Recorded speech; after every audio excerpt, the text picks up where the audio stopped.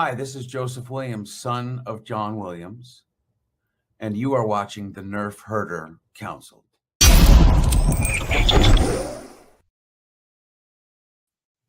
What's up, guys? Welcome to another episode of the Nerfherder Council. I am your host, JT. We are live on our Facebook page and our YouTube channel, as well as the Twitch page of the Nerfherder Council. We are also live on the Facebook page and YouTube channel of the Virtual Cantina Network. If you are watching on either of those YouTube channels and have not done so already, please remember to click the like button, click the subscribe button, and smash that notification bell so that you are notified every time we go live. As always, guys, we are brought to you by Audible. Go to audibletrial.com/NHC for your 30-day trial and a free audiobook download. If you would like to get some awesome Virtual Cantina Network swag, just go to tpublic.com/user/virtual cantina. And for customizable Nerfherder Council gear, anything you can think of in a number of different kick-ass logos that AJ has made, just go to shop.nerfherdercouncil.com. Guys, got to do the disclaimers here first. The views of the Nerfherder Council don't necessarily reflect those of the Virtual Cantina Network, and there could be a little bit of swearing on our show. So if you're not into that sort of shit, you might want to turn it off. So, so like the graphic says, I am less than 20. Well, it doesn't say this, but I'm less than 24 hours from turning 50 years old. So, pretty landmark birthday coming up for me tomorrow afternoon. So, pretty excited. You know, it's cool. Birthdays are fun. So, but I wanted to kind of lead off. The show's basically going to be like kind of like a personal one for AJ and I. I kind of figured like, we're definitely talking Star Wars and whatnot, obviously. But we don't really talk too much about ourselves and our relationship and stuff. And I kind of wanted to do that for my birthday. I said before, AJ is literally my best friend.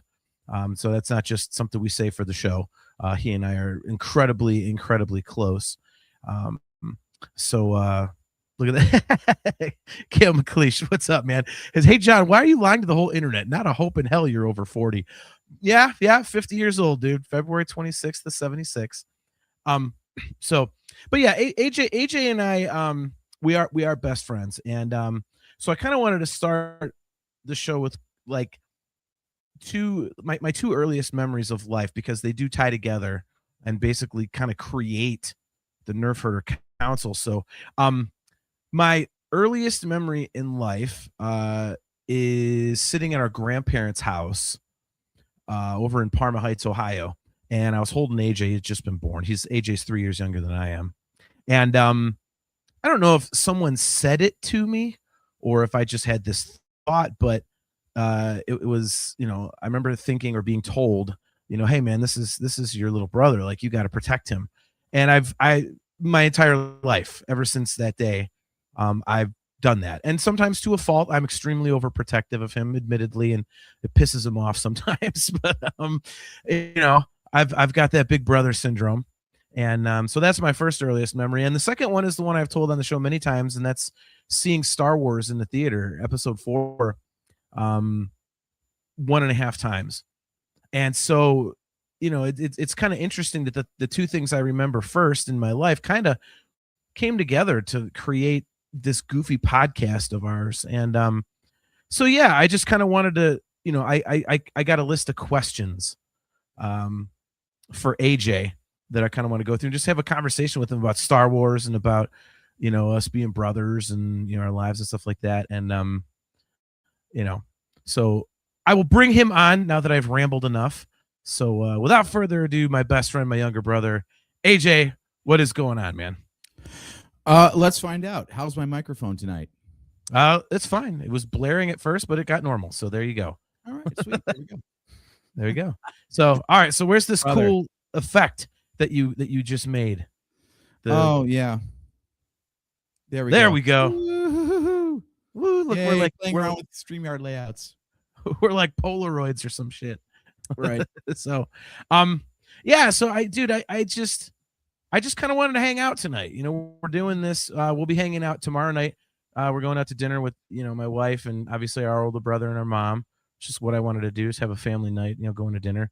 And then you're crashing over here, and we're, going to hang out, me and you and the wife. And then when she falls asleep, me and you are just going to have some brother time, So I figured we'd do that on the show, kind of pull back the curtain. But I actually have some show prep. I looked up some cool stuff about like brothers who are into Star Wars, and it kind of led to a bunch of like questions and kind of something we could do. So, Okay. this is like, I've told, the first one says how Star Wars entered your house, and we've told that story a million times. I saw the movie 1.5 times in the theater and whatnot. But so this is kind of like a 2-part question. It's kind of the same, I suppose. So what is your earliest memory of Star Wars? I don't know if I've told this one on the show before or not. I don't think it's accurate. I'll just put it that way. Because Okay. it might have been going to CET that I'm actually thinking of, but I remember sitting in, God, see, this is, now we're really going to date ourselves here, as though the 50th birthday wasn't enough. Now we're going to name drop some things that just don't exist anymore, and the youths won't even understand what the hell we're talking about. The youths. Kenny King's. I remember having fried chicken, and I swear it was a Kenny King's, not a KFC. Wow. Ahead of going to see what I remember is Return of the Jedi, but like I said, it might have been E.T. I mean, I was 3 or 4, so I don't know. Wow. But yeah, that's my earliest memory of Star Wars is the dinner before going to see the movie, actually. And then just loving everything I saw. The same way you walked into that theater to see 1.5 Star Wars for your first time. Yeah. My first memory of Star Wars was just being absolutely captivated from the get-go. And how could you not? I mean, dude, Return of the Jedi, it just gets weird right off the bat, right? Like the entire Han rescue thing has like nothing to do with the rest of the movie. And then, you're off on an adventure, it's awesome right off the rip. So how could you not fall in love with it? See, yeah.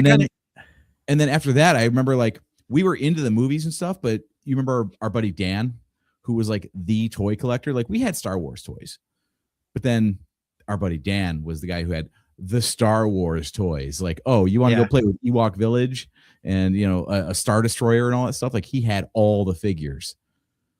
I remember we were so jealous of him. I was Ken Krabeck right down the street, man. Oh, yeah, that's right. Oh my God, that kid had everything, man. Like, yep. It's funny because I actually have a question about that later on. But you kind of answered it, like what, because the kind of the follow-up question, it says like that came up, is kind of like what is your first I'm not even drinking, for Christ's sakes. I'm drinking water and I'm stumbling. What is your first memory of Star Wars with us together? I would assume that's the same story. So, Yeah. Yeah. I love how you go back and you say how important like episode 3 was, because that was like the first one that we saw together. And it's just crazy to think that, like, I mean, obviously, since we were kids, obviously, it's just weird that we saw episode 1 and 2 and didn't manage to do that together. So it's weird that we just take it for granted that we've seen all this stuff. But yeah, I think my first Star Wars memory with you, obviously, we shared a bedroom growing up. So yeah, of course, we played Star Wars. You remember that Hoth play set we had? Yeah. One molded hunk of plastic in white and those little itty bitty figurines. Like, what kid was ever going to keep track of those? They were like half an inch tall. It was stupid how small they were. And I remember getting pissed off losing some of those because I thought it was so freaking cool, man. Yeah, and also I'm like, what do I do with these? They're so tiny. I love that thing, man. Do they even count as soldiers? I don't know. Yeah. Oh, so I have something to tell you. Okay. Another memory. Sorry, another quick memory. Okay. All mine are Return of the Jedi, but you asked. The Emperor. The Emperor figure. The mail away. Remember? Oh my God. Those points? Yeah. Yeah, kids. You had to mail away for the Emperor figure in the Return of the Jedi line. And we saved up our Kenner points and we got the Emperor. Yeah, we were so proud of that. I remember that. Oh my God. That's when we thought we like really arrived as like Star Wars, nerds. We're like, oh my God, we're mailing away for figures now. I know. Back in the good old days, Transformers had the same thing going on.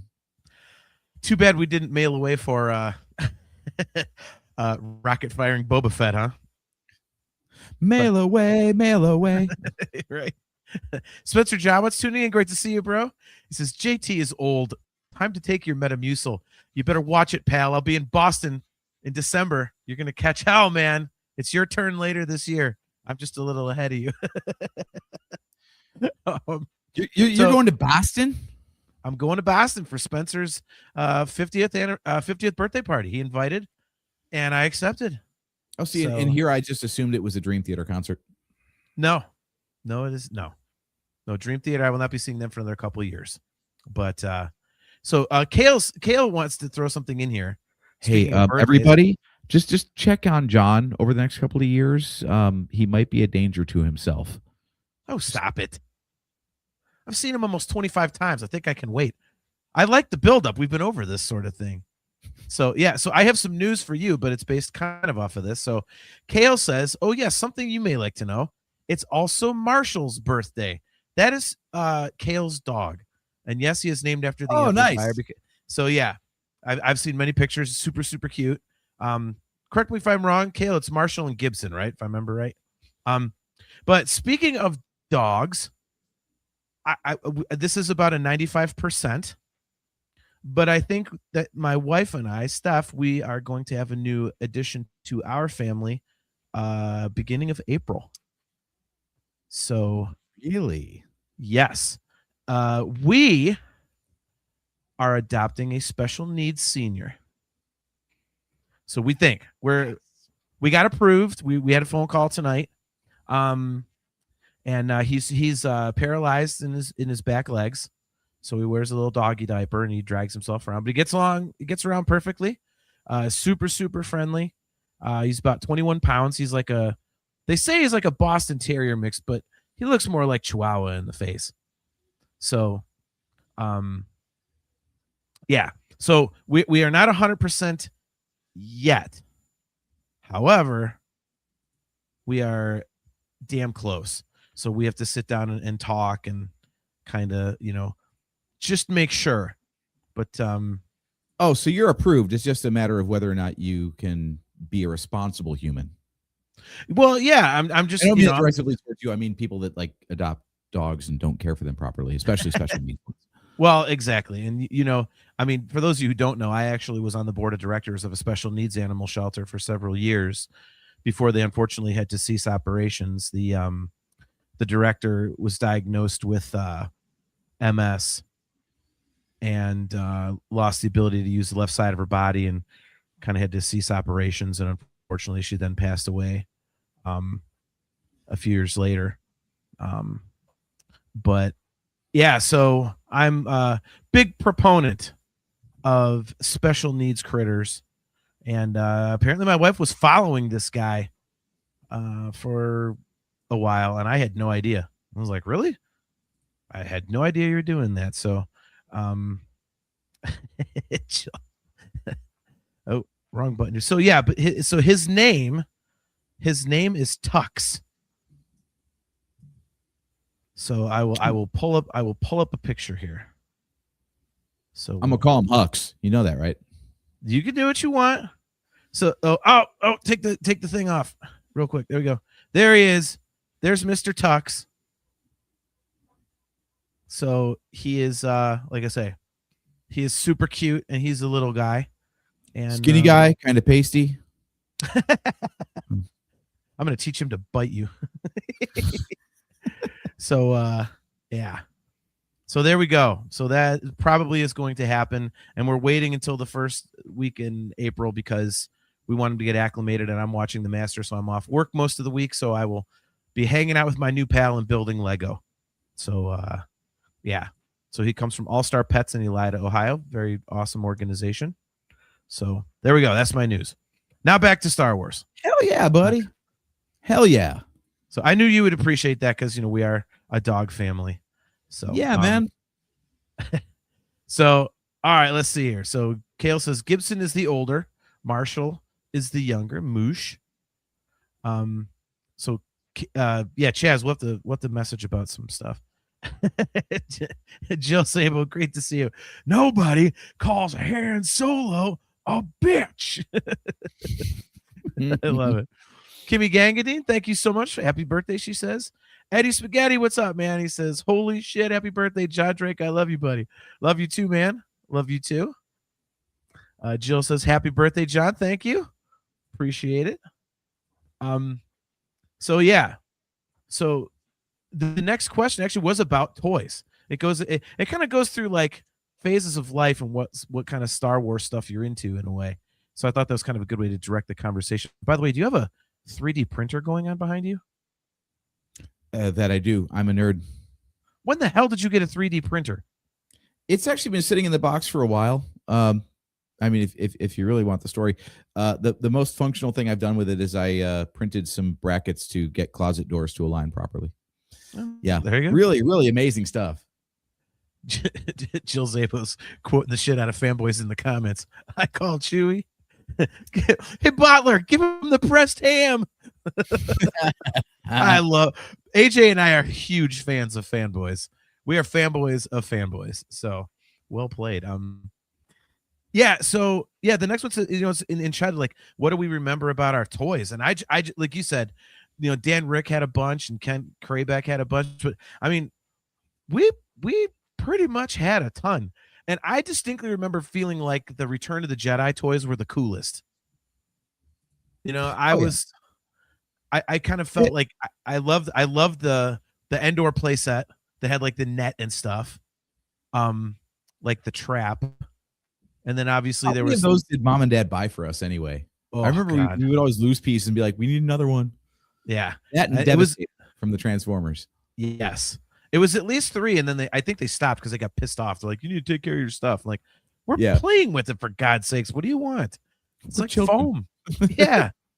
So I remember that, and obviously the speeder bike and the biker scouts were like, oof, man, that is just still the coolest, my favorite trooper and stuff like that. So yeah, I now that we go to stores and celebrations and stuff, the amount of things that we see, we're like, had it. It's like, if we had a time machine that could go back and steal from ourselves, it'd be like, we'd be loaded. I'd be like, hey, why are you stealing my toy? And what the hell did you do to yourself? Good Lord. Yeah. Tell me what not to do. So your midlife crisis is being a cautionary tale to your younger self, huh? Yeah. Holy crud, man. Like, your life is awesome, but yeah, you get real fat, so cut that shit out. Be cognizant of that. Like, just watch your weight, you turd. Like, Bruce Brown checking in, says happy birthday. Thank you very much, man. Appreciate it. So the next one says backyard lightsaber fights.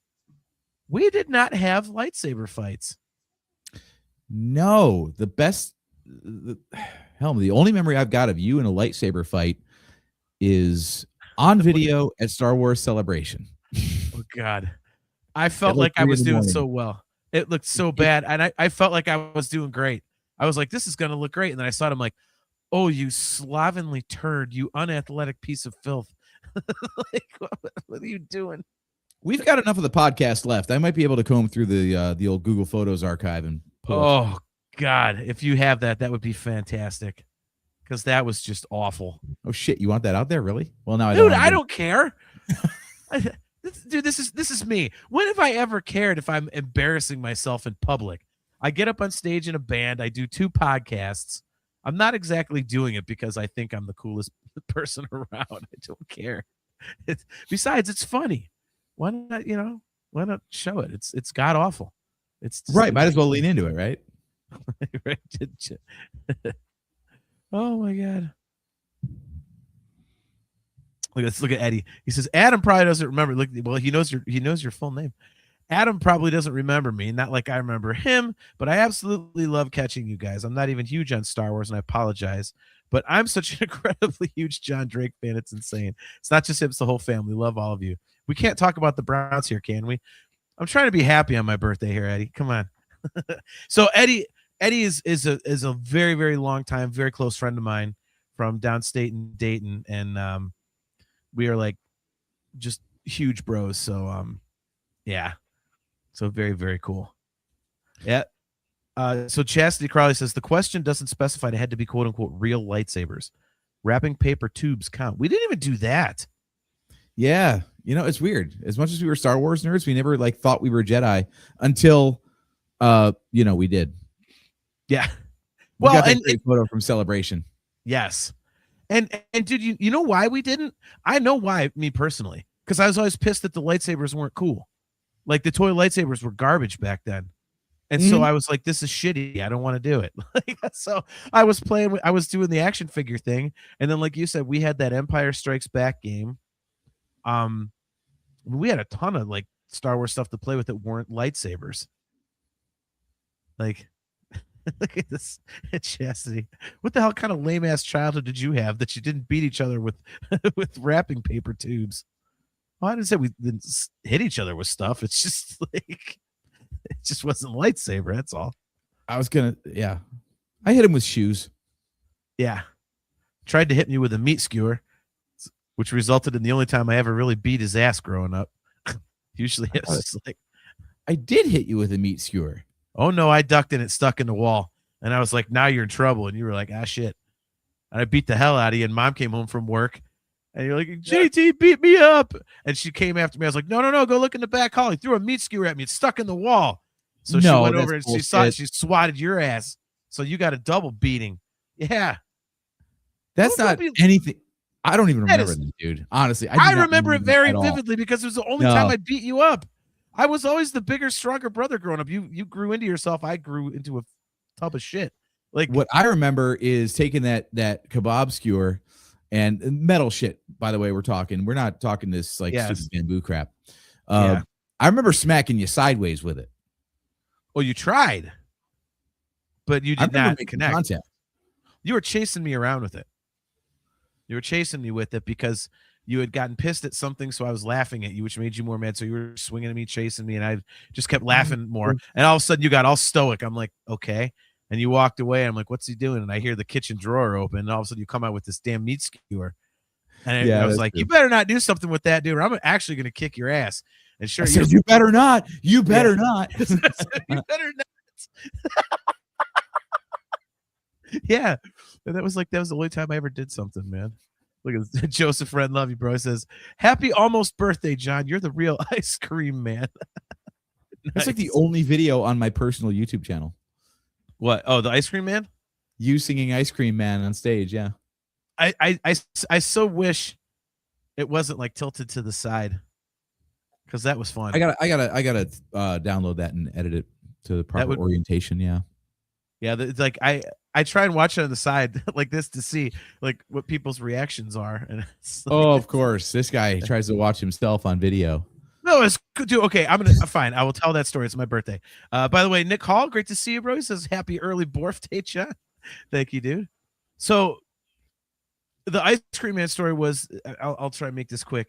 So AJ and I were at a Van Halen tribute show. It was the Atomic Punks.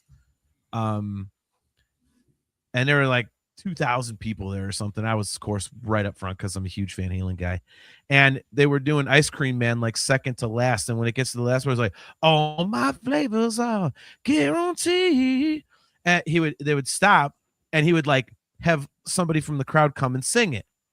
And he had a couple people doing this, like, yeah, he's like, oh, we got to get somebody better, whatever, just doing that whole thing. Yeah. And he finds like, he's like, okay, we'll do one more. And I had been singing whenever AJ and I go to these shows, these Van Halen shows, he sings lead, I sing the high harmony, the Michael Anthony, whatever. So people around me had heard me singing and they're like, they're pointing to me, I'll get this guy up there. Well, he picked some other dude and the guy was absolutely god awful.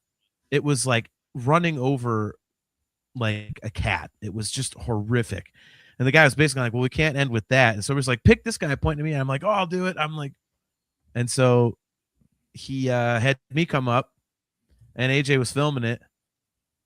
And, I know my Van Halen, so I did a guarantee. And the guy goes, whoa. And the whole crowd just lost their minds. they're like, holy shit, man. The place just, I'm like, wow, I'm a singer. I know my Van. It was really fun because, just being able to sing with a Van Halen band was just awesome. It's hilarious because right after you hear some guy have go, nice, you kicked ass.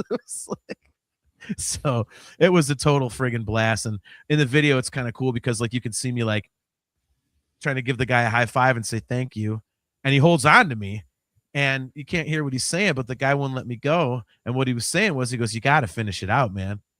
And so I had to go into the mic again and I had to be like, to satisfy,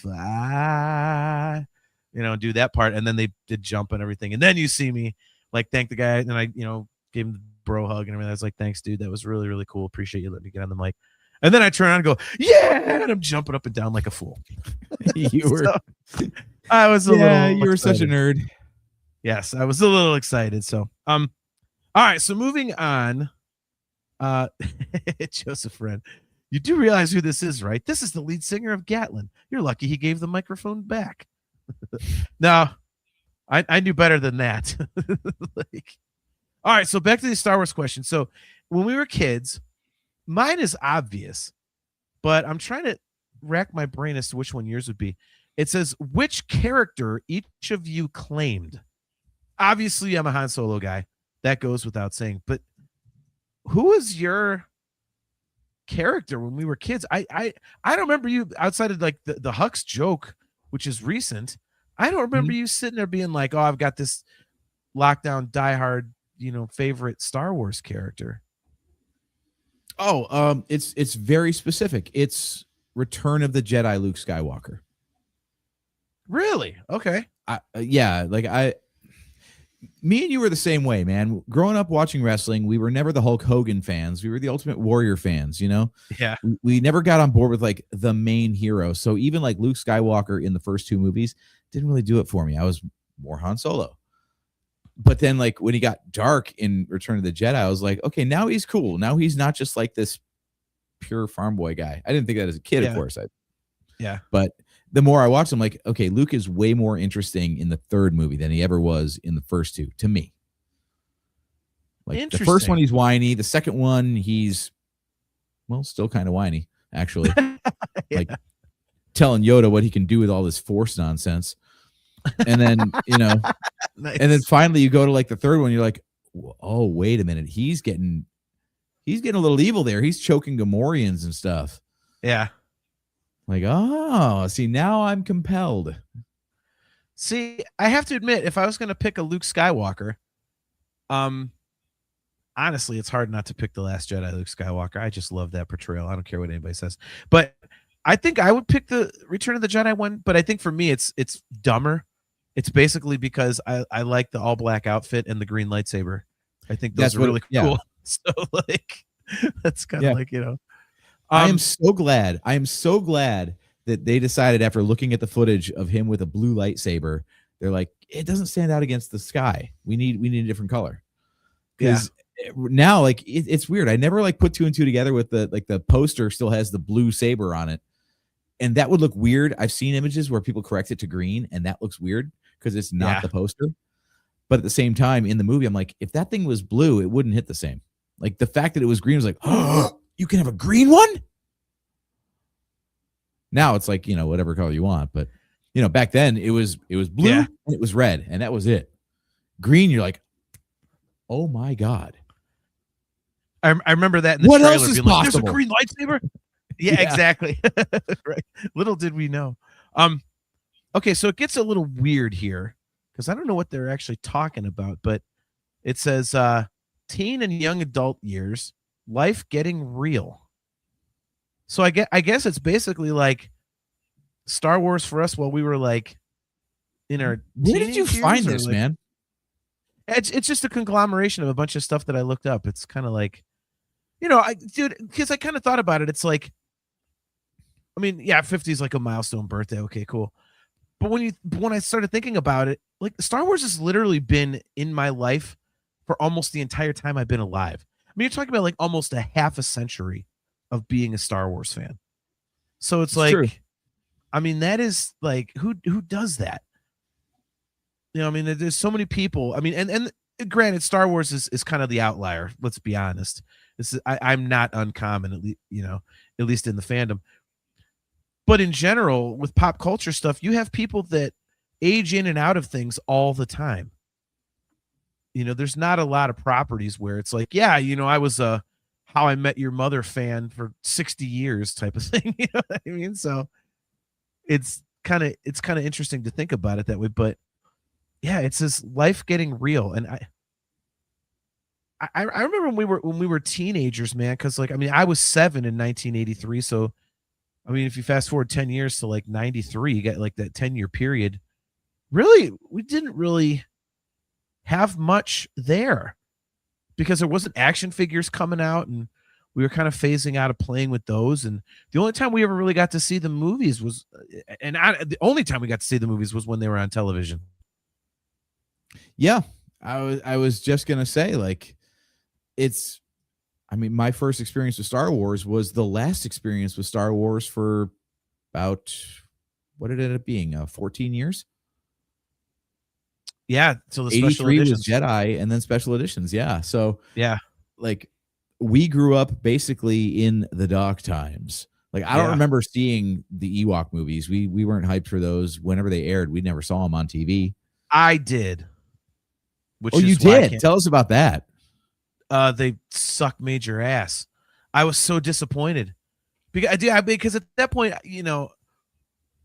I was such an enormous fan already, like pretty much right off the rip, And so when it said like, oh, here's this Star Wars movie, and it was made for TV, immediately my brain starts going to the wouldn't this be in the movie theater if it was really good? So I was kind of jaded against it. And then, oh my God, like Wilford Brimley comes on. I'm like, this is the asshole that sells oatmeal.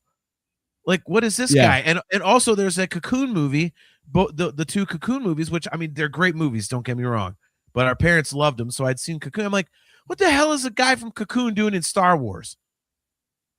And then you had like the little kids run. I'm like, what is this? And I'm like, all right, I'll watch them in Star Wars. And it was just not good. It's just not good. And so that's why when you guys are always like, oh, we should watch those. I'm like, no. Have at it, man. You and Steve were always banging that drum. I was like, piss off. You can have that crap. Like, oh, just not a fan. I hate to be negative, but I just really couldn't stand him. It was like so subpar. But dude. Even I knew they were crap at the time. I mean, it's weird what you can notice, especially when you're behind the scenes honks like we are. Yeah. Endor has a look because that's the redwood forest. You can't just go out anywhere where there's trees and be like, look, it's Endor. Like, no, it's not. It's totally not. The sky in Tunisia has a certain cast about it, and you can tell the pickup shots that happen in Arizona. Right. It's crazy that way. Yeah. So I do remember that Star Wars was really kind of like lame in the 80s, actually, once it was like TV only in cartoons. And then Kenner's like, we need more money from toys. We'll just do anything, please. Right. And it wasn't good. It just wasn't. So, yeah. That kind of bummed me out. And then, like I said, I do remember that when we found out that they were going to be on television, that was like, at least for me, that was a big, big, big deal. I was like, holy shit, I can watch Star Wars. And I remember being pissy because there were commercials. Like, I understood why, but in my, my stupid brain, I was sitting there going, God bless it. Like, couldn't you just do a commercial free? That's Star Wars. You could sell laundry soap another damn time. Right. That's the weirdest thing. Like, everyone's like, oh my God, our mother, still says like, oh, Star Wars is on TBS or TNT or whoever's got it now. Yep. Like, I cannot watch Star Wars with commercial breaks. It's just not going to happen. Yeah. It would be nostalgic to do so for sure. But it's like, all right, let's maybe, I'll Disney Plus it, or I've got the Harmony editions of the original trilogy, or, I've got the 3D versions of the sequel trilogy, like, so. So, yeah, there really wasn't a lot. And then it says college and jobs, which for us would have been, I mean, for me, I graduated high school in 94. So if you're talking college, I mean, you really are pretty much talking the special editions, and then into the prequels. Mm-hmm.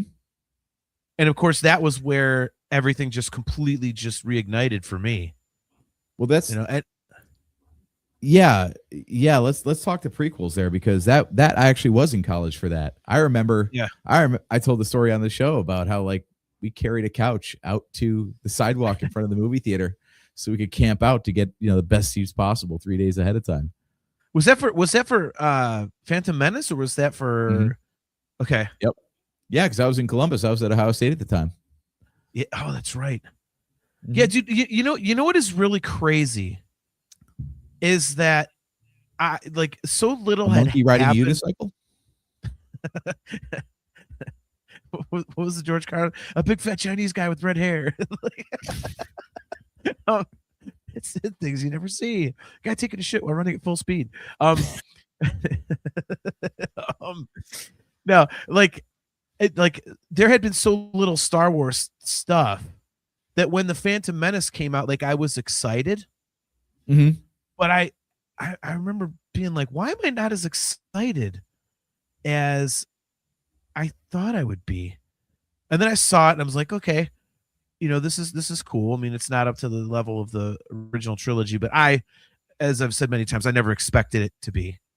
Because when you build something up to that level in your mind, it's never going to, hit that, Yeah, not possible. But then for some reason, it was between the time that, it was between 99 and 2002, something it just snapped in me. And I was like, I can't wait for this new Star Wars movie. Holy shit. Like, I can't wait. Oh my God, new Star Wars. And I was back into it, right back in the mess. And I just, ever since then, it's just been insanity for me, insanity. And at that point, it then became also this just need to go to Celebration, because Don had gone. I want to say the first one that he went to was like Celebration 3, I think, in Indianapolis. I know he went to 4, and he would tell me about this Star Wars convention. I'm like, oh my God, I have to go. But I couldn't afford it at the time. So it was just like, okay, are they going to keep doing these? Hopefully, am I ever going to get to go? But yeah, around that time, like the early 2000s was when I don't know about you, like maybe you were always more on board more consistently than I was. But for me, I got back into it during those years. Like the bug bit me again. And honestly, I think that's why I'm so particular, about the prequels and why I love them so much, because I kind of have that feeling of, those movies brought me back. I was as passionate about Star Wars again later in life as I was as a little kid. And so to me, I think that's why I always hold those movies in such high esteem. Yeah, I mean, we've been spoiled since 99. Star Wars has never really gone away since then. So that makes it easy right there.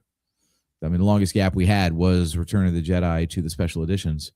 But yeah, also because we weren't just kids and it didn't just show up and then disappear while we were like growing up and busy doing other things. Yeah. It's been constant while we've been like, I won't say mature, but of adult age. Yes. Right. So yeah, it's like I can't imagine my life without Star Wars, because really, like, for our entire adulthood, it's been there. Yeah. So Chastity says, my dad worked at a theater when episode 1 came out. People were sleeping in the parking lot for days. Dude, as much as that might be a pain in the ass, could you imagine how fun that would have been? It's kind of interesting that you and I, as much as we've done with Star Wars, we never did that. We weren't in one of the crowds that waited days for a new movie. Mhm. We weren't in line all overnight into the next day for a new movie when was that, and we never waited in line overnight to get into any panels at Celebration once we finally went. It's kind of weird, didn't you? No, huh? I Wait. if I tell that story, I'm probably gonna cry, and I probably should. Man. Okay, it wouldn't be a birthday celebration for you if you didn't. Yeah. By the way, the last thing says how fandom changed. We'll get to that, but no, yeah. So the waiting online thing is actually that would have been in Orlando in 2017 because it was for the 40th anniversary, and I wanted to go to the 40th anniversary panel, and I was like, you guys were off doing tourist shit, and I was like, I'm not here for tourist crap. I already said this. I'm not here to go to some lighthouse. I'm not here to go to some beach. I'm here to do Star Wars shit. Okay, I've made this very clear. And I had said, I'm going and waiting overnight. I'm getting into that 40th anniversary panel. I can't miss it. You and I had speculated that what if George Lucas is there? What if so-and-so is there? And we nailed a lot of guests, that were not all of them, but we guessed a lot that were actually there. Right. So I was like, all right, I'm going to do this. I'm going to do this. And I had been away from you guys because it was you and my wife and my stepson. It was my stepson. And then it was my friend Spikes and his girlfriend before that whole thing went to hell that celebration. But in any case, so the night I had to get in line, I kind of at the last second, I was like, you know what? I really should be part of the group. I will sacrifice this for the greater good. I'll try and be the nice guy. And then we watched the panel in our room. And Wayne Joyner checking in.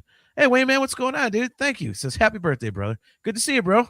Hopefully we'll be hanging out here in about a month in Asheville. We shall see. And we're watching the panel. And of course, the first motherfucker that gets introduced is George Lucas. And I'm just like, God damn it. Yep. And as you recall, I was not happy. And then, of course, everyone else comes out. It's, the whole kit and caboodle. I'm like, and the only one. Here comes John Williams. Here comes Harrison Ford. No. That John Williams was later. So everybody was out there but Harrison Ford. And I'll never forget Warwick Davis. He's like, it doesn't get more epic than this.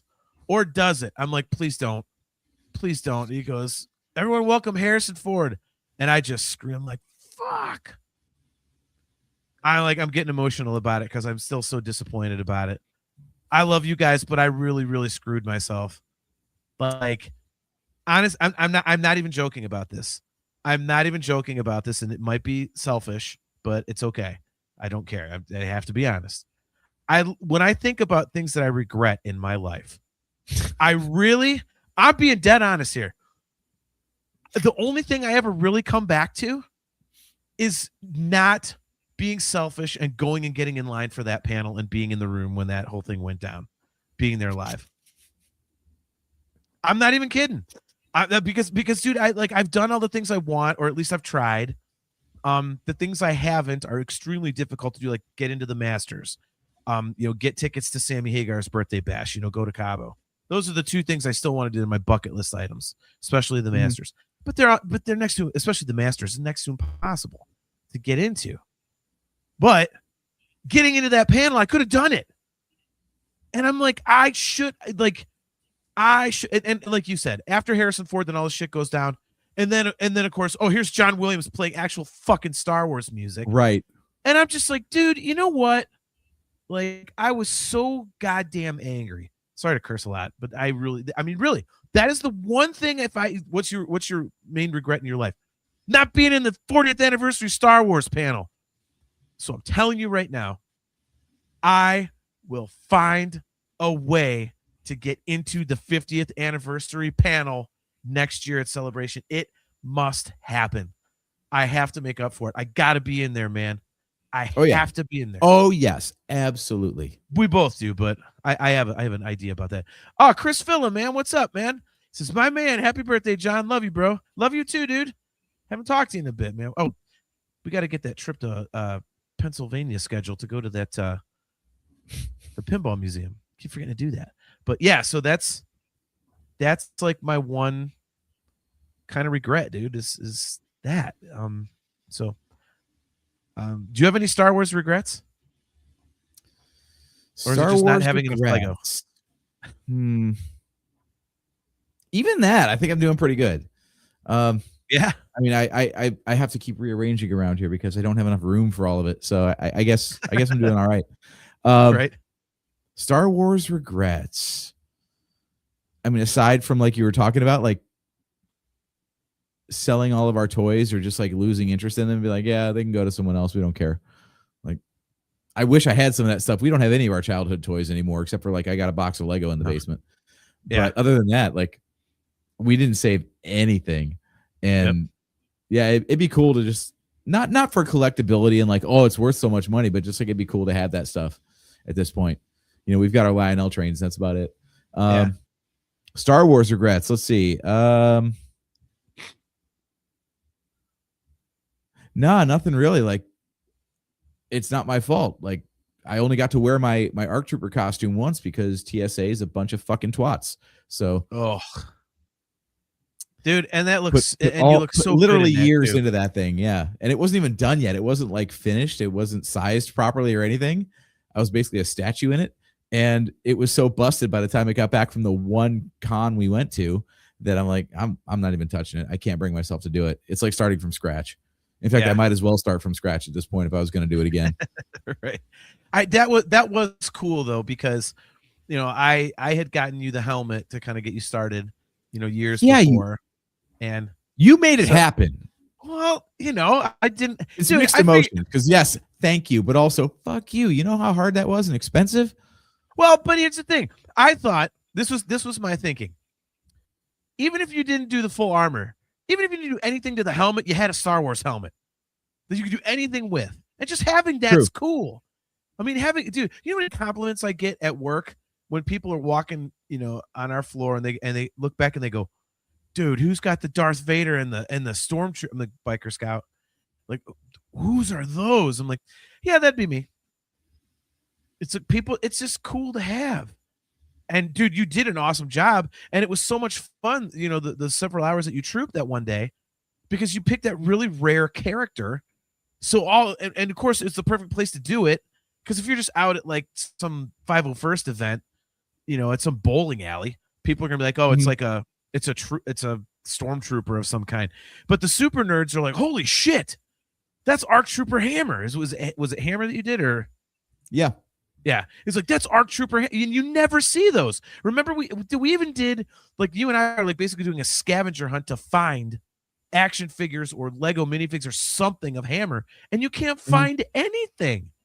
Well, that's why I chose him. I chose him because he's at the time he was the only ARC Trooper that got a Lego figure. Yeah. And everyone was like, why the hell did they pick him? Like, he's got like 2 seconds of screen time. He does nothing. And so I was like, well, it's a Lego guy. Of course I got to pick the Lego guy. Right. Yeah, no, that was fun, man. Like helping you around and dude, so many people. I mean, not that this is anything anybody doesn't already know, but dude, so many people asked for pictures with you. It was crazy. It was crazy, man. Like, yeah, I've got to give you props for that because I would never have started the project, but once you got me the helmet, I'm like, all right, I got to do it all now. Once I started, I'm like, I'm not going to stop at the helmet. I need to get back to work on mine. I'm so paranoid of screwing it up that I like have performance anxiety with it. I'm afraid of like over trimming something or cracking something, and I froze. I'm just like, oh God, like, but I want to do it so bad. Like, I want to troop as a biker scout in the worst way. Like, that would be so amazing. It would just make it happen. Yeah, I gotta do it, man. I give all these. it transports well. So Yeah. maybe it makes it out to LA next year. God, good luck with that. But again, if TSA doesn't fuck with it, yeah, that is a concern. I'm not gonna lie. Yeah, for the audience, they rifled through that tote. I bought a Husky tote at Home Depot. These things are supposed to be indestructible. They managed to bend the wheels on it, and they rifled through it on the way to LA and back again. No wonder my shit was broken. Yeah, I'll never forget getting that thing off of the baggage claim, and it's like literally the first time you'd ever used it, and the wheels bent.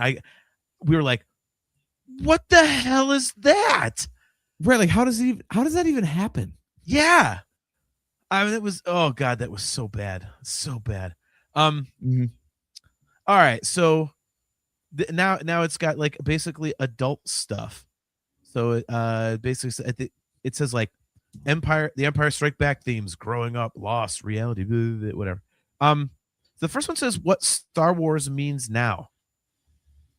That's that's interesting because to me it still means what it always has. And I think that's why I've stayed such a huge nerd for it for all these years, because it's an escape and it's fun and it reminds me, it still makes me feel the way I did when I was a kid. Like that new trailer for Mando and Grogu is just like, I'm sorry, what movie? I'm sorry, Mando and Grogu. Sorry. There we go. Sorry. Yeah. Mando and Grogu. Sorry. I know. A slip of the tongue. It's very easy. Dude, I literally have to force myself to say Mando and Grogu. I'm so used to screwing it up on purpose on the show. But yeah, like I saw that trailer. I'm just like, dude, like this is like, you just get that feeling like you're a little kid. Like it's just, you're not an adult. You don't have to pay taxes. You don't have to go to work when you see Star Wars, you watch Star Wars and stuff. It's like, no, it's just all you have to do is just be excited and live in the moment and get into Star Wars. And I love that. And so it's always been the same thing. But I think what's interesting now is having, a grandson.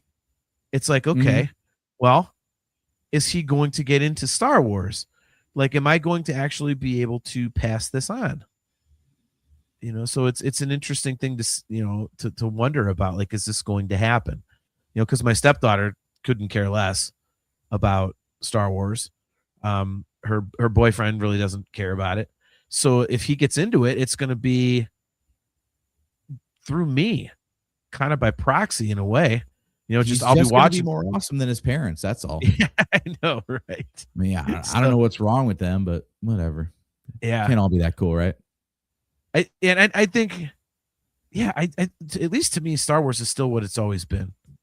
But I think it's also, I think it carries more weight because I think, number one, because of our show, but number two, knowing all the things that I know now, like being such a nerd and all the trivia contests and all that kind of stuff. We got to do another one, by the way. It's been too long.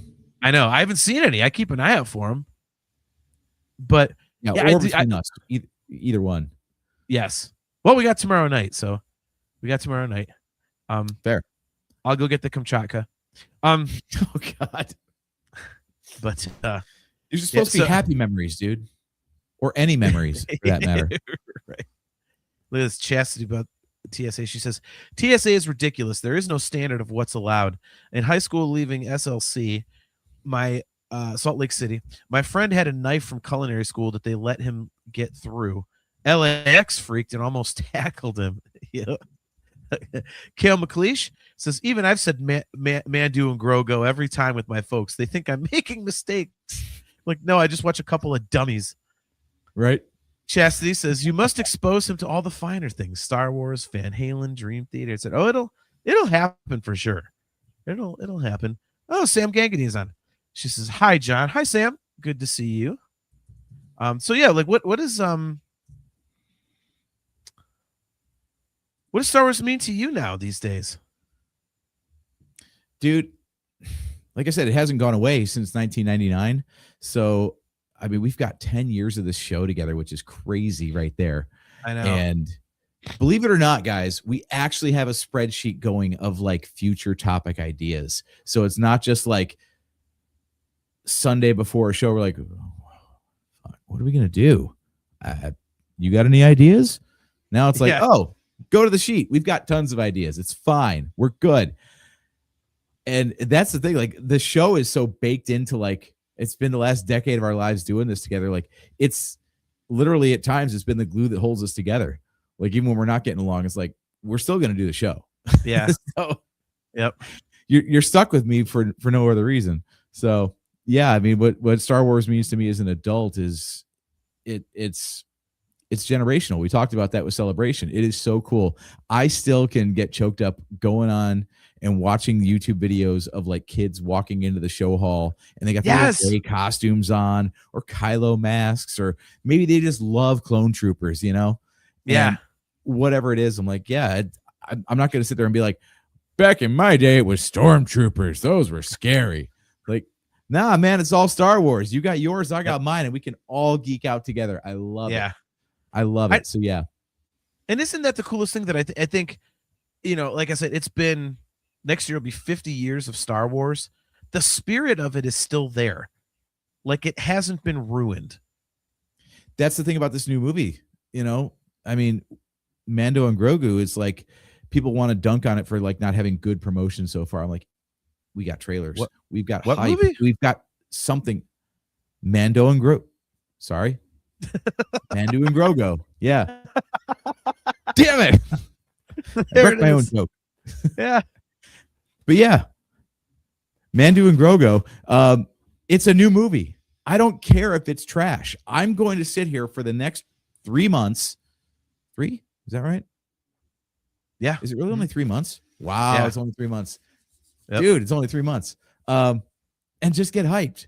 You know, I mean, I've actually gone back and I have like skimmed through some episodes that we had like leading up to Rogue One and leading up to Last Jedi and leading up to Rise of Skywalker, and like the stupid speculation of like, oh, what did this clip of this trailer mean and all this. That's what makes it fun. So even if the movie is dog shit, have fun with it right now. I'm loving it. Yeah. I thought the Super Bowl trailer was, you know, what the hell was that? I don't know, but I don't care either. I got to see Tauntauns. That's what I said. I'm like, dude, I was like I said on the last show, I was like, I just saw the tiniest little snippet of the nose come on screen. I'm like, that's a Tauntaun. That's a Tauntaun. I know that nose.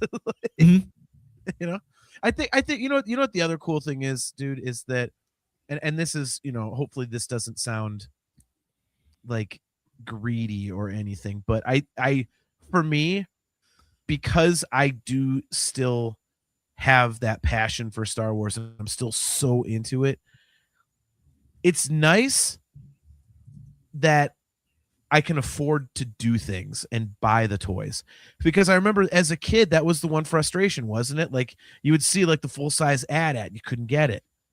You know, you would see like the full-size Millennium Falcon, you couldn't get it. But now if they put something out, some big ass thing, it's like, well, I can get it now. You know, I mean, even when I first started hearing about Celebrations, like I couldn't afford a trip to, you know, go out of town and a hotel and tickets and food, all that crap. There's just no way. And now I can. So I'm not missing out on things. And I feel very blessed to, you know, that's the case, because I know what it's like to not be able to. And so it's just such a blessing, because it's like it expands your fandom, you know, because you can do more and you can, you know, enjoy it more, and just, you know, it's so much fun, dude. It's so much fun. It's so, you know, I find myself apologizing way too much for being such a Star Wars fan, but you know, between the quotes and stuff, like, no matter what you're going through in life, whatever what your mood is or what's on your mind that day, whether it's good, bad, or in between, or, you know, political or not, or whatever it may be, there's always there. I mean, there's so much dialogue in Star Wars and we know it all by heart by now. I can't find a situation where I can't apply a quote of some kind. Yep. Like just the other day, I was talking to somebody and they were talking about how they hated the last job they were at. They were at their job for like 11 years and they love their current one.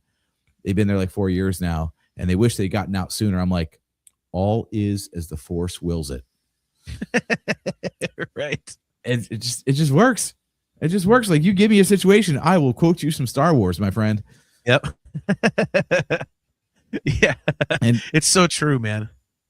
But yeah, it's like it's dumb to like say, yeah, this franchise of pop culture, nothing matters that much, but it really does. Like it's not just, hey, George Lucas made some movies and we got to have some fun with them. It's like it's part of us, and now like the fandom kind of fuels itself. Yeah. To your point about Celebration, like I'm so hyped for next year. I don't even know what the wrinkle's going to be. But every time we've gone to Celebration, it's been something different. It's been like we met new people, or those people couldn't attend because they were pregnant, or then the next time we got to see the kid that they made in the intervening years. Yep. Or, new friends show up, Steph's first celebration, whatever it may be. We've gotten to do this, like these milestones in life, and Star Wars is there with us all along the way. So we can, one, have all the member berries, but two, like geek out with everybody else because it's the first time at Celebration we saw a shore trooper, a death trooper, a Kylo Ren, all this stuff, and we're right there with it. It's cool. No, I could not agree more, dude. It's like you said, it kind of like it feeds itself. Like I think that's like the best way to phrase it, because it just keeps going, and it's obviously Celebration is a huge reason why. I know, a bunch of people that have said that, going to Celebration just kind of made them a fan again. So, I mean, that's just awesome. And let me ask you something. Yeah. Why did we go to Celebration? I don't remember who decided and made it happen. Oh, that was me.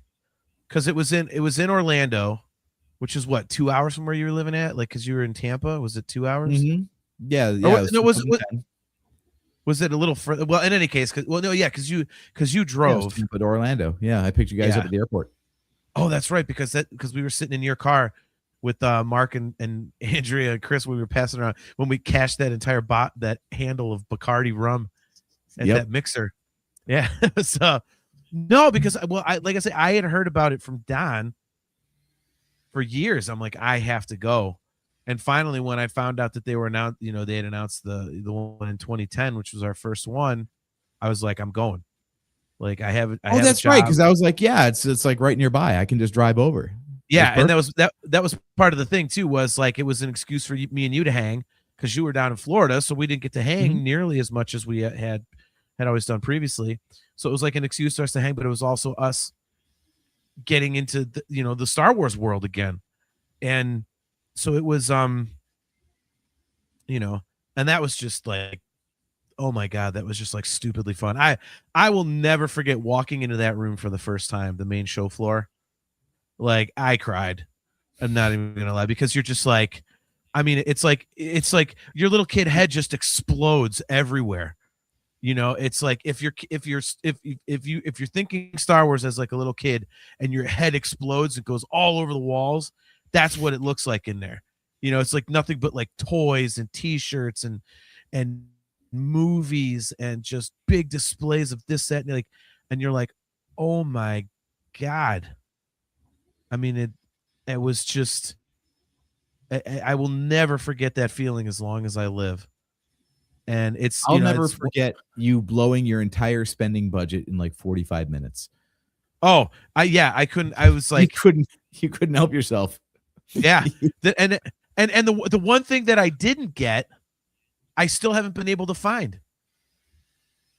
And I blew all my goddamn money, and I couldn't get the thing I really wanted, and I haven't seen it folks. since. John Drake has a white whale. Yes. It is it's pretty simple. It's a black hoodie with the Mando logo on it, like what I'm talking about. But Mythosaur, thank you. In white Mythosaur on a black hood, but it was embroidered. It wasn't one of them screen printed ones. It was like one that would last. Because I'm big on that. Like one of my favorite hoodies, I actually found was it 2 celebrations ago? Someone had I an think so. original Celebration 5 hoodie, which is embroidered, and it was in my size, and it was brand new. It was in plastic, and they only wanted like $35 for it. I was like, yesterday. Yeah. And because I learned, I mean, that first celebration is what taught me. You go shopping the first day. If you see something you cannot live without, buy it immediately, or you will not get it in most instances. So that's why like that Thursday is always, you go to you do the opening panel stuff, whatever, but that is hit the show floor and blow your coin. Like, so yeah, I never got that damn hoodie because I spent all my money, and then that's also why ever since then I've made sure to save up an obnoxious amount of money to spend. Because I remember being in Celebration and having to nickel and dime for like 2.5 and being so God blessed angry about it. Because I'm like, well, I do this in the real world.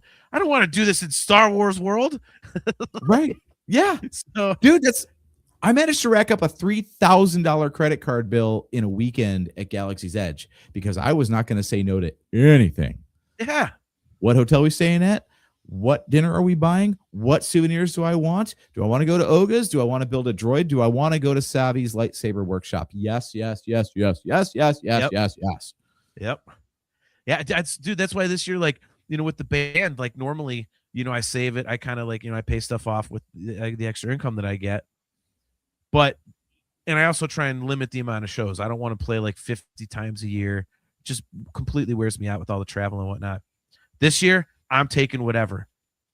I mean, I have 3 weddings this year, which normally I want to keep it to 1. But those weddings are going to pay me something like $4,700. So my hotel and flights are completely covered just by those. And then the rest of the band money. Oh, thank God. You sounded a Mormon there for a second. No, but yeah, like I'm saving every bit of it because it's going to be, the 50th anniversary. There's going to be some kick-ass stuff. There's some kick-ass experiences. Just the Bunta alone, being at the Whiskey A Go-Go is like unbelievable. Did Spencer announce that already? If he didn't, I just pulled a big no-no. Oops. Well, it's a good thing. It's a good thing no one watches the show. Major League gives a shit. No one's listening anyway. Right. But yeah, I mean, just the things that we're going to be doing, I want to have my equivalent of FU money, which is not, I'm not going to have like 20 grand or nothing, but I want to get the cool 50th anniversary stuff. I want to have the experiences, and dude, it's time to dust off them piggies. Be a foot girl. I don't think anyone wants to see this. Although I do take nice care of my feet, oddly enough. I don't have all gnarled toes and goofy looking nails and stuff like that. I'm very cleanly. For a fat guy, you wouldn't believe it, but I'm a very cleanly fat guy. So well, you're not on your feet very often. You take good care of them that way. They're lightly used. Asshole. Shut up, Joe. He says, breaking news. JT was talking about band stuff. Good luck. Shut up, Joe. Yeah, Chesty Crawley, good point. She says, Star Wars references work their way into everyday convos. Had a customer say, that is not the barcode you are looking for, while waving his hand when I couldn't get his item to scan. Yeah, I mean, that's honestly one of what I was going to say. Also, AJ, it's like one of the fun things about Star Wars and how nerdy we are about it is being the quote unquote Star Wars guy. Because I know a lot of people, I've gotten messages at work, dude, okay, my buddy and I were having a Star Wars argument. We don't know it as well as you do. So you got to tell me when this happened and what was the name of this character and what was going on? Why did they do this? So I'm like the go-to guy. And I'm sure Spencer and all the, the virtual cantina guys, they obviously, they get that sort of stuff too. But, for us, like, we're not nearly as knowledgeable as they are. And so for us to, get asked those kinds of questions is pretty cool. So it's fun. It's like I feel like all the hours, countless hours and hours and hours I've spent researching it and trying to remember stuff. Like, it's just like it actually pays off somehow. Look at this, you assholes. Kale McLeish, what's the talking? Yeah, what's the Nerfherder Council version of I was at school? Shut up. Good Lord. You just wait, Kale, because you're gonna get chewed out on the next episode of my other show. So just get ready for it. We're gonna give you some hell. So, all right. So, we'll get out of here pretty soon. We got a couple videos that we want to show, but the last thing says brotherhood at this stage of life, and I don't think we need to answer that one. I think we basically anybody who watches the show and listens to the way we talk to each other knows exactly where we stand on that. I think. Yeah. It's weird. I mean, we've always gotten along anyway, but this is the one thing, if we had to like point at something that's easily identifiable, and we get along over all kinds of things, but it can always be Star Wars. Yeah. Why not be Star Wars? At least that's something we can share with other people too. Yeah. Well, and I think, dude, and honestly, I think the reason we're so close is because of Star Wars, and it's kind of bringing it all back to the beginning. If you think about it, like when you get older, you're not living together and everything, most siblings don't spend nearly as much time together as we do. And we do it. I mean, even though it's just like on a computer screen, like we are hanging out, like we do quote unquote hang out every other week, and it leads to other kind of conversations and spending time together. And so I really think that, Star Wars is kind of what has really, we would be close anyway, but it's really what makes us as close as we are. So yeah, I mean, it's pretty cool, man. All right. So before we get to the videos, I found these rapid fire questions, which I think are easy. So we'll both answer them because I haven't gone through all of them. But I think they're probably gonna be pretty obvious. So we'll just rapid fire. So, okay. When we were number one, there's 10. Number one, when we were kids, which one of us actually thought he was Luke Skywalker, and which one was clearly a Jawa?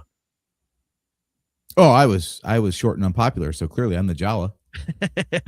I was the Han Solo, but it wasn't Luke Skywalker. Yeah.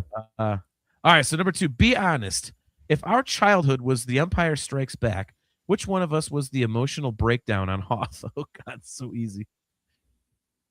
Do we even? Okay, actually, this should be lightning round for the chat. Yeah, seriously. Too easy. Moving on. It's like when we try to generate a quiz with AI about who said what on our show, and you can just tell by the language, right? Yeah, exactly. Yep. All right, number three. Which one of us would 100% turn into Darth Vader over something petty like thermostat settings? I say you. You're touchier than I am. Fuck you for saying that. How dare you? I can't believe you fucking said that, man. You piece of... Nice. Oh, look at this. These guys are trying to do shots in the chat there. Look at that. Oh, okay. Growing up, who had more main character energy and who was basically an extra in the cantina scene? Oh, you're the main character. You're the personality for sure. Okay. If mom and dad were the Jedi Council, this is so easy. Which one of us was constantly, quote unquote, under review? That was definitely you. Oh yeah. You were always doing stupid shit, and I was not. So I'm proud to say that JT was boring as a kid. I was much more interesting. I got sent to the principal's office. I got the bad grades. I did all the shit. Yeah. I was smart. My mom and dad said, if you do this stuff, you can do anything you want. So I did that stuff. Get good grades. Be on time. And I got all kinds of stuff. And AJ would get pissed about it. AJ would literally say, I wouldn't be in this situation if it wasn't for you. I'm like, the hell did I do? I followed clear directions. Mom and dad said, get good grades. And I did. They said, if you're going to be late coming home, just call. So I did. Your good behavior worked out in my favor. I got to do all that stuff because you behaved yourself. They assumed I would too. Jeez. All right, so which one of us took the release of the Phantom Menace way too seriously? That might be. Well, I think I don't think it was too serious, but you, like I said, you walked the couch out there, so. Okay. I was gonna say, like, I thought they were like bagging on the Phantom Menace. I'm like, the one thing we've never done is actually shit on the prequels. No, I love the prequels. No. Yeah, even when they happened. Okay, who would survive longer in a real rebellion, and who would trip over a droid in the first 5 minutes? These roles have reversed because when we were growing up, it was definitely me who's the athletic one and all that, and now it's definitely role reversal because you're like CrossFit guy and I'm Jabba the Hutt guy. That's true. True. So yeah, if we were both force sensitive, who would use the force for wisdom, and who would use it to steal the remote? Oh, you would use it for wisdom, and I'd use it to steal the remote. Absolutely. That's definitely absolutely. That's so easy. As adults watching a Robot Chicken or a Family Guy joke where he's like someone's using the force to like I think literally pick up the remote or like float like a bowl of potato chips across the room. Like you can't use the force for that. Like why not? It's not Robot Chicken because those I know like the back of my hand. But I say as there's two more. As adults watching The Mandalorian, which one of us got emotional first, and which one pretended not to? It was. We didn't watch it together, but it had to be me getting emotional first because I just do when that's more my style. Yeah. Sorry, the most emotional thing I'm thinking about Mandu and Grogu is Luke Skywalker. When Luke showed up at the end of season 2. Yeah. Yeah. That did hit me. Okay. So that right where I live. That hits me right where I live. All right, last one. At 50 years old, obviously just me, which one of us is actually the wise old Obi-Wan Kenobi, and which one is still asking, so when do I get my lightsaber? Again, you are much more knowledgeable than I am, and I am just an overgrown man-child. So there we go. So fair enough. All right, so before we get out of here, we got 2 videos to play. So first we'll do the ice, since we mentioned the Ice Cream Man video. We'll do that. I don't think so. Okay. Well, we're not done with the birthday wishes. Okay. So I'm just gonna take us out of our little format here.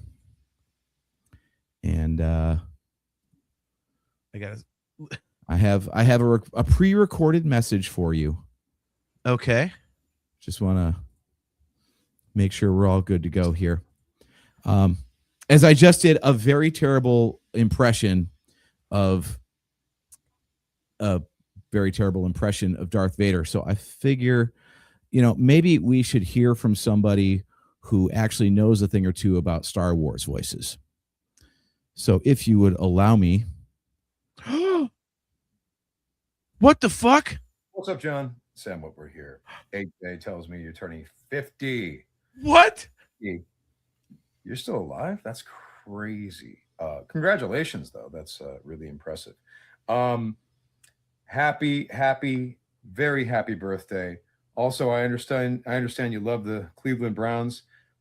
It's kind of like the Ben Quadraneros of teams. Actually, I have no idea. I don't know your sports, but I appreciate you, John, and congratulations on being alive.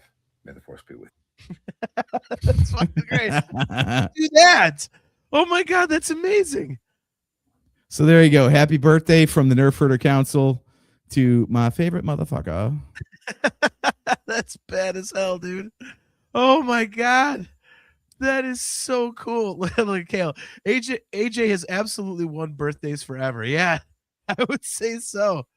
Holy shit, man. I'm not surprised he didn't mention it, but in his instructions, I did mention I needed a birthday shout out for our podcast, the Nerfherder Council, this Wednesday. So I'm guessing he's not watching, but he is aware that we are live right now and the name of our show. So at least one guy who's in Star Wars knows our show. There we go. And he's one of the most badass ones like possible. Right? That's so great, man. Thank you. Thank Happy you, Sam birthday, brother. Whitwer. I love you. Oh my God, love you too. That's so great. See, now my video is going to be totally anticlimactic. So we should have done mine first. All right, since you know how to do that, why don't you do this, and then we'll show this, and then we'll do our sign off. But because I'm terrible with the whole audio part of it, so AJ actually corrected the Ice Cream Man video that we talked about earlier. So it's not like here's where I sideways. actually don't know how to do stuff because I uploaded it to StreamYard. So how do you play a video? Well, let's see. So we are going. Oh, wait a minute. Oh, if you already did I it, haven't okay. seen this in forever, so I don't even know like if this is going to be any good. You just click. Okay, here we go. It's a minute. Video. It's a minute and 5 seconds long. So here I am doing Ice Cream Man with the Atomic Punks. Here we go. A lot of confidence up here, man. I'm expecting a lot. Are you ready? All my flavors are guaranteed.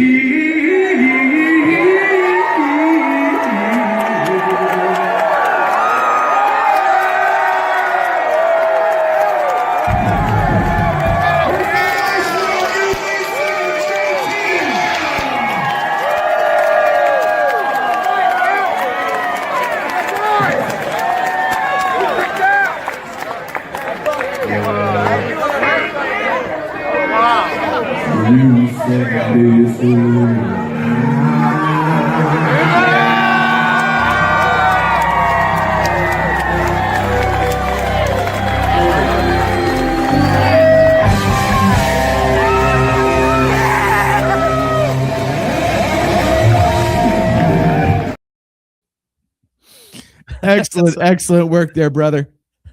Yeah, that's pretty much me in a nutshell, I think. Complete with the if you're paying real close attention and caught it real quick, the Iron Fett T-shirt that I was wearing.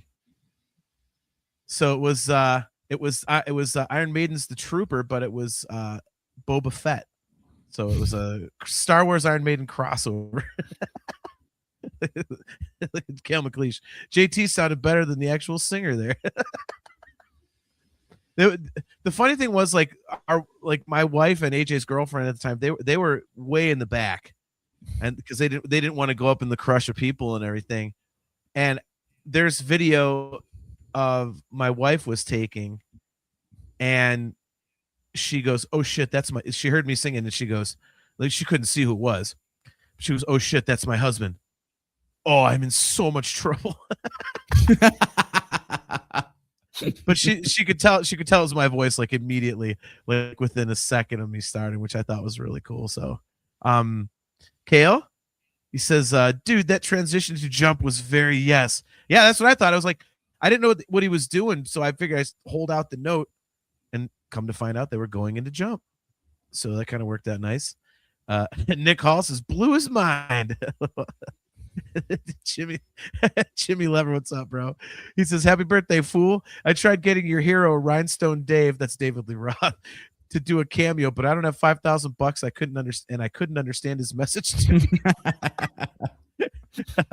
Always room for a little David Lee Roth. Hey, go Sammy. Yeah. So all right, man. Well, there it is. Just a random Star Wars hangout bullshit session for my 50th birthday tomorrow. And we'll do it in person tomorrow night after we eat at a sports bar. That's how low maintenance I am. Hey, JT, where do you want to eat for your birthday dinner? Sports bar I haven't been to. Here they have good wings. Okay, fatty. Here we go. Yeah. Exactly. So, man, thank you so much for the Sam Whitwer thing. That is amazing. That is so You're welcome, man. cool. You're absolutely welcome. Of course, man. It's the start of a nice long weekend of celebrating. You are well worth it. Half a century on this planet. Look, man, we got to blow it out. We got to do it right. I love you, man. Thank you so much. And all you guys in the chat and for wishing me happy birthday. And you guys are awesome, man. Kale and Nick and Chaz and Jimmy and Eddie Spaghetti. All you guys, man. Thank you so very much. Joseph Wren, obviously. Wayne Joyner. You guys are just awesome, man. Thank you so very much. And yeah, we'll be back here. What the hell's the date going to be? The 4th. It'll be the 11th. March 11th. Yep. So yeah, we'll be right back here at our usual locations on Wednesday, March 11th at 8 p.m. Eastern time. One more time, guys, if you're watching on our YouTube channel or that of the Virtual Cantina Network, don't forget to click the like button, click the subscribe button, and hit the notification bell so that you are notified every time we go live. If you would like to get some Virtual Cantina Network swag, just go to tpublic.com/user/virtual-cantina. And for some awesome customizable Nerfherder Council swag, just go to shop.nerfherdercouncil.com. Yep, there it is. AJ's rocking some of our gear right now. There we go. You can customize any color scheme you want with several different logos he came up with. And look at this. Joseph Friend. Hashtag 50 years of space whale punching. Yep. You know it, dude. So, yeah, thank you guys very much. We'll be back here on Wednesday, March 11th at 8 p.m. Eastern time. AJ, thanks for a lifetime of amazing friendship and a lifetime of Star Wars, man. It's awesome to have a Star Wars buddy, but it's even better that it's my own brother, man. So I love you. Thank you. Hey, thanks, man. As cool as it is to, you keep telling me how cool it is to have a little brother. You know how cool it is to have a big brother, man. I got two of them that are awesome. So love you so much, man. Thank you. Love you too, man. All right, guys. Till next time, I am your host, JT. He is AJ. I am at Drake Adams 579. I can actually log into Twitter again. So yeah, you can actually hit me up there if you want to. All right. And guys, we'll see you next time.